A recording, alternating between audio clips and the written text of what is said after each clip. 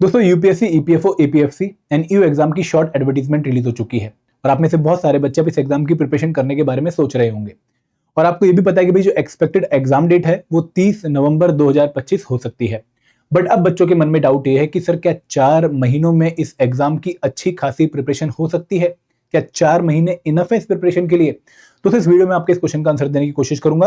लेकिन आगे बढ़ने से पहले हमेशा की तरह मैं रिक्वेस्ट करूंगा कि प्लीज भाई ये गाइड बुक पक्का डाउनलोड कर लीजिए, क्योंकि वन स्टॉप सॉल्यूशन है for all the information regarding APFC and examination, decoded syllabus, solve PYQ preparation strategy आपको इस गाइड बुक में मिलेंगे, जिनको आप डाउनलोड करके यूटिलाइज कर सकते हैं। फ्री है आपके लिए और लिंक इस वीडियो के डिस्क्रिप्शन में दिया गया है। अब दोस्तों स्ट्रेटेजी बताने से पहले, सॉल्यूशन देने से पहले, इनफ बताने से पहले मैं आप लोगों को पहला डांटना चाहूंगा कि भाई क्यों आपने अपनी प्रिपरेशन को डिले किया, क्यों आप प्रोक्रेस्टिनेट करते रहे अपनी प्रिपरेशन को कि भाई नोटिफिकेशन के बाद तैयारी स्टार्ट करेंगे। मैं आपको मार्च से चिल्ला चिल्ला के बता रहा था हर एक बच्चे को कि भाई नोटिफिकेशन पक्का आएगी। रिक्विजिशन यूपीएससी को चली गई है 74 एपीएफसी वैकेंसीज और 156 ईओ वैकेंसीज की, तो आप लोगों को प्रिपरेशन स्टार्ट कर देनी चाहिए, क्योंकि आपके पास नोटिफिकेशन के बाद शायद उतना टाइम ना बचे कि आप क्वालिटी प्रिपरेशन कर पाओ।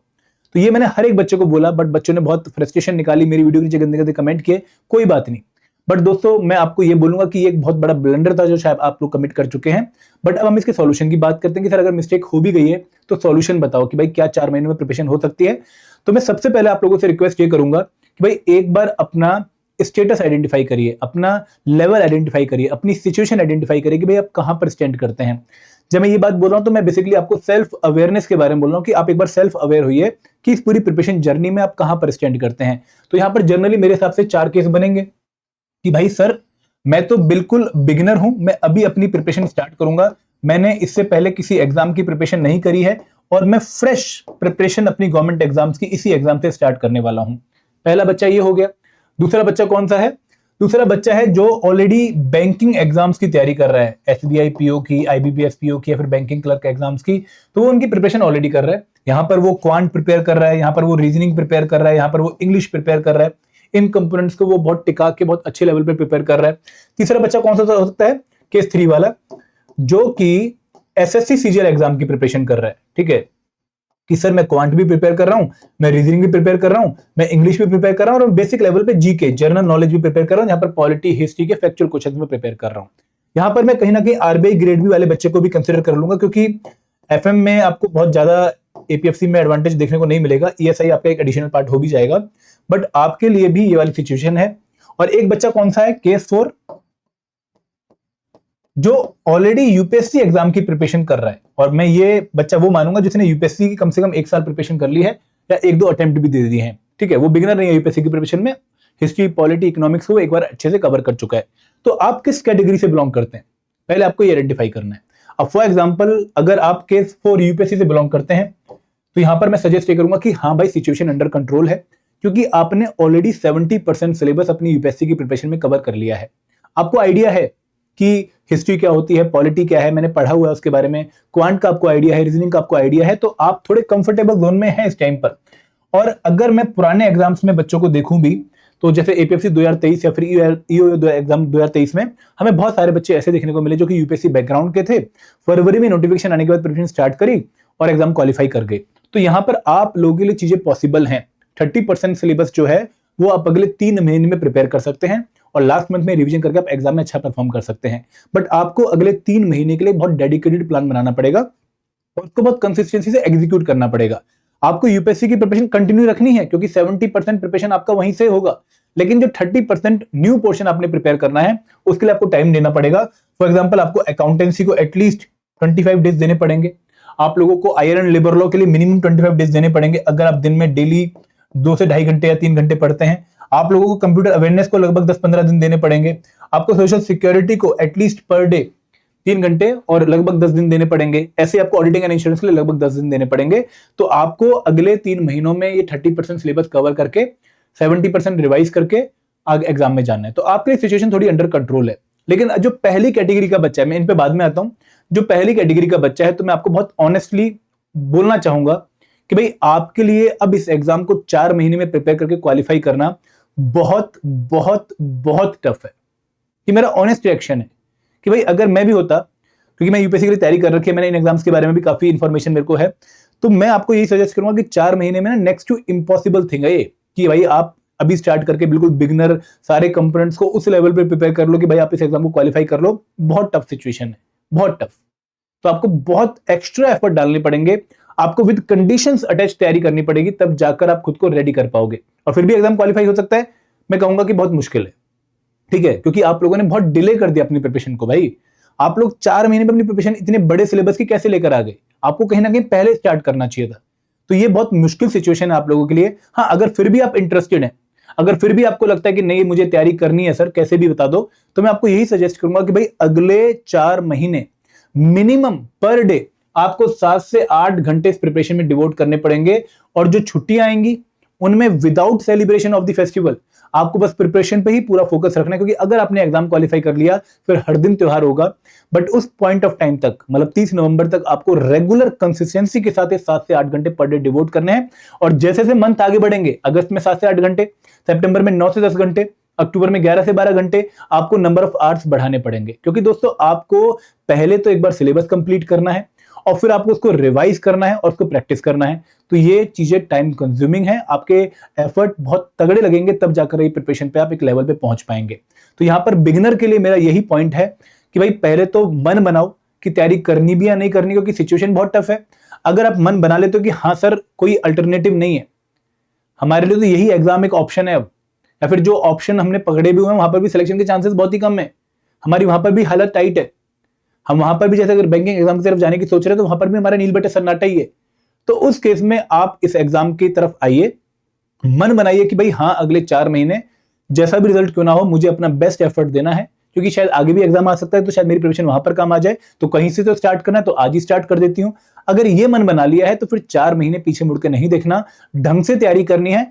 हाँ, पॉसिबिलिटी है कि आप प्रिपरेशन उस लेवल तक ले जा सकते हो अगर आप ये पूरी कंडीशन अटैच करो, 7 से 8 घंटे पढ़ना, वीकेंड्स पे टाइम बढ़ाना, हर मंथ टाइम इंक्रीज करना, तो आप प्रिपरेशन कर सकते हो।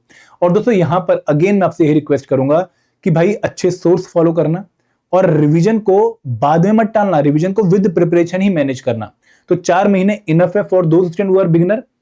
नहीं भाई, इनफ तो नहीं है, बट क्योंकि अगर प्रिपेयर करना ही है तो 4 महीने में आप 80% 70% सिलेबस का एग्जाम अटेम्प्ट कर सकते हो। अब आते हैं सेकंड केस पे, मैं अभी आगे इस पर और डिस्कस करूंगा। वापस आते हैं हमारे बैंकिंग वाली कैटेगरी वाले बच्चे पे और एसएससीजीएल वाली कैटेगरी पे। पहले मैं बैंकिंग वालों के लिए बात करना चाहूंगा।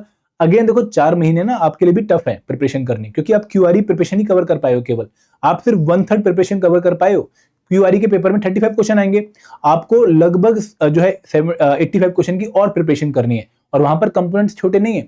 आपको जीएस के polity, history, economy, general science, PDG component prepare करने हैं, आपको accountancy, auditing, iron labour law, social security, ये कंपोनेंट प्रिपेयर करने हैं। तो आपके लिए भी एटलीस्ट जो पर डे टाइम है वो greater than equal to 6 hours होना ही चाहिए, तब जाकर आप 3-3 घंटे की 2 शिफ्ट लगा के 3 महीने में सिलेबस कंप्लीट कर पाओगे। तो आपके लिए भी सिचुएशन टाइट है, बट थोड़ी सी कंट्रोल है। कैसे कंट्रोल है? क्योंकि भाई क्यूआरई वाला जो इंपॉर्टेंट पोर्शन था, जहां पर बिगिनर को तो काफी टाइम देना पड़ेगा, प्रैक्टिस करनी पड़ेगी, वो आपका अंडर कंट्रोल और एक अच्छे लेवल पे प्रिपेयर है। मतलब वो लेवल ऑटोमेटिकली आपको एपीएफसी में काफी जो है हेल्प करेगा सिंपल क्वेश्चन को सॉल्व करने में। तो यहां पर एटलीस्ट 6 घंटे पर डे डिवोट करिए, नंबर ऑफ आवर्स अगेन बढ़ाइएगा, तब जाकर आप अपने लिए टाइम इनफ पाएंगे। अगर सीजीएल वाला बच्चा है तो अगेन यहां पर मैं 6 आवर्स तो बोलूंगा कि भाई 6 आवर्स आप भी डिवोट करो, क्योंकि आपने जीके बहुत बेसिक लेवल पे प्रिपेयर करिए, आपको लेवल इसका इंक्रीज करना पड़ेगा, आपको इसको यूपीएससी सीएससी के लेवल पे लेके जाना पड़ेगा, और उसके बाद आप लोगों को स्पेशल कंपोनेंट्स भी प्रिपेयर करने पड़ेंगे। तो अगेन आपके लिए भी 6 घंटे। तो फिर ये बहुत ही प्रैक्टिकल में बात कर रहा हूं। देखो अगेन मैं आपको ड्रीम्स ही नहीं दिखा रहा हूं कि भाई हाँ 4 महीने में हो जाएगा हमारा कोर्स, नहीं, मैं क्लियरली कह रहा हूं कि भाई पॉसिबल नहीं है, बहुत मुश्किल है, बहुत मुश्किल है। क्योंकि मतलब बेवकूफ बनाने से क्या फायदा, बाद में आपको खुद पता लगेगा कि सर ये तो इंपॉसिबल था, इतना बड़ा सिलेबस 15 कंपोनेंट्स का कैसे कवर करूं। तो ये सिचुएशन बिगिनर वाली यही है कि बहुत मुश्किल है, बट अगर स्टार्ट करना है और मन बना ले कि सर 4 महीने बहुत मेहनत करने के लिए रेडी हूं, दिन रात एक कर दूंगी, आप सोर्स बताओ, मैं हर चीज पढ़ने को तैयार हूं सर, आप सोर्स बताओ, तो प्लीज आप इस प्रिपरेशन को फिर बहुत सीरियसली स्टार्ट करना शुरू कर दो। हर दिन आपके लिए एक वो जो है वॉर फुटिंग पे चलेगा, हर दिन आपकी लड़ाई है एक अच्छी प्रिपरेशन के लिए। और दोस्तों यहां पर मैं अगेन बता रहा हूं एक और बात बिगिनर के लिए, कि आपको ना हर मोमेंट पर, मैं ये वर्ड पक्का लिखूंगा, हर मोमेंट पे रियलाइज होगा कि यार शायद नहीं हो पाएगा, बहुत मुश्किल है, मैं उन लोगों से कंपीट करें जो फुल टाइम पढ़ रहे हैं। आपको इस सारी नेगेटिविटी ना फिर साइड पे रखनी है, आपने बस ये मान के चलना कि यार 4 महीने करके देख लेती हूँ, करके देख लेता हूं कितना होगा। अपने हर दिन पूरी शिद्दत का प्रिपरेशन करनी है, अपने नेगेटिविटी बिल्कुल भी नहीं सोचनी है। आपको सेल्फ बिलीफ रखना पड़ेगा कि चलो मैं एक एग्जांपल सेट करूंगा कि वो बच्चा जिसने 4 महीने पहले ही प्रिपरेशन स्टार्ट करो, एग्जाम क्वालिफाई कर गया। आप एक यूनिक एग्जाम्पल बनना अगर चाहते हो तो बहुत मेहनत करो और एग्जाम्पल बन जाओ। फिर मैं आगे अगली बार बच्चे को बोलूंगा कि हाँ देखो वो फलाना बच्चा था, उसने 4 महीने में तैयारी कर ली। तो दोस्तों ये इनफ वाला जो क्वेश्चन है इसको दोबारा आंसर करना चाहूंगा, आप सबके लिए समराइज करना चाहूंगा कि क्या 4 महीने इनफ है हमारी प्रिपरेशन के लिए, बिगिनर के लिए? नहीं भाई, इनफ नहीं है।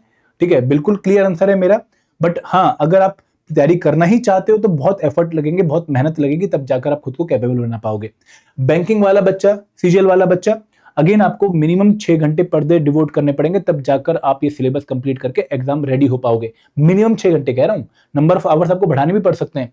यूपीएससी वाला बच्चा, भाई अगर यूपीएससी के 2-3 अटेम्प्ट दे चुके हैं या यूपीएससी का 1 अटेम्प्ट दे चुके हैं और कंफर्टेबल है जीएस कंपोनेंट में, कंफर्टेबल है क्यूआरई कंपोनेंट में, कि हाँ भाई अगर मैं अपने आप को रैंक करूं तो 7 आउट ऑफ 10 हूं मैं इन कंपोनेंट्स में, तो आपको अपने जो कंपोनेंट्स हैं उनको रिवाइज करते रहना है ताकि यूपीएससी की प्रिपरेशन इफेक्ट ना हो। और 30% जो सिलेबस बचा उसके लिए आपको डेडिकेटेडली लगभग 3 घंटे अगले 3 महीने के लिए देने पड़ेंगे। आप सिलेबस कवर कर लेंगे। थोड़ी सी बेटर सिचुएशन है आप लोगों की, लेकिन बाकियों की सिचुएशन क्लियर है। दोस्तों अगर कोई डाउट है, कोई क्वेरी है फिर भी, तो प्लीज आप चैट बॉक्स में मेंशन कर सकते हैं, यहाँ सॉरी कमेंट सेक्शन में मेंशन कर सकते हैं। बिगिनर के लिए मैं एक और बात बोलूंगा कि भाई यहाँ पर आपके पास टेस्टिंग का टाइम नहीं है। देखो मैं अगेन आपको समझाना चाहूंगा कि सेल्फ स्टडी पॉसिबल है, बिल्कुल पॉसिबल है, आप कर भी सकते हो, लेकिन आपको बहुत ज्यादा जो है मेहनत करनी पड़ेगी फिर चीजों को फिल्टर आउट करने में, चीजों को इकट्ठा करने में और फिर उनको पढ़ने में। तो वो एफर्ट आप अगर बचाना चाहो तो आप किसी कोर्स में एनरोल कर लो, हमारे या फिर किसी भी कोर्स में एनरोल कर लो, ताकि आपको एक जगह पे सब कुछ मिल जाए, आपको क्लियरली पता हो कि अरे ये पढ़ना है, बस ये कवर करना है। अच्छा 500 घंटे का कोर्स है, ये कवर करना है। अच्छा 700 घंटे का कोर्स है, ये कवर करना है, ये मेरा सॉल्यूशन है। तो फिर आप उस पर फिर डेडिकेटेडली लगो। तो यहाँ पर अभी टाइम वो नहीं है कि भाई आप डिफरेंट मार्केट में जाके डिफरेंट बुक्स परचेज करके फिर उनमें टिक लगाओ कि हाँ ये वाला चैप्टर पढ़ना है। वो 2-3 दिन आपके वेस्ट कर देगा। आपके लिए हर दिन क्रूशियल है। तो यहाँ पर अब आपको शायद एक अच्छी सी इंफॉर्मेशन मिल गई होगी कि भाई कैसे आगे जो है प्रोसीड करना है।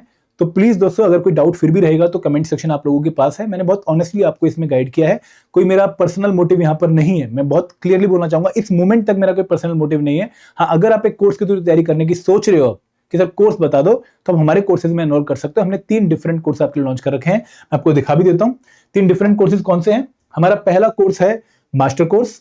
मास्टर कोर्स कौन से बच्चे के लिए है? मास्टर कोर्स उन बच्चों के लिए है जो कि कंप्लीट सॉल्यूशन एक ही जगह पे चाहते हैं, जो केस 1 से बिलोंग करते थे, जो बिल्कुल बिगिनर है कि सर एक जगह बता दो कहां पर सारा कंपोनेंट है, मैं उसको प्रिपेयर कर लूंगा। तो ये कोर्स उनके लिए है। यहाँ पर हम आपको हर एक कंपोनेंट की लाइव क्लासेस देंगे, रिकॉर्डेड वीडियोस हैं, बट दोस्तों रिकॉर्डेड वीडियोस कंप्लीट करने का शायद टाइम नहीं है।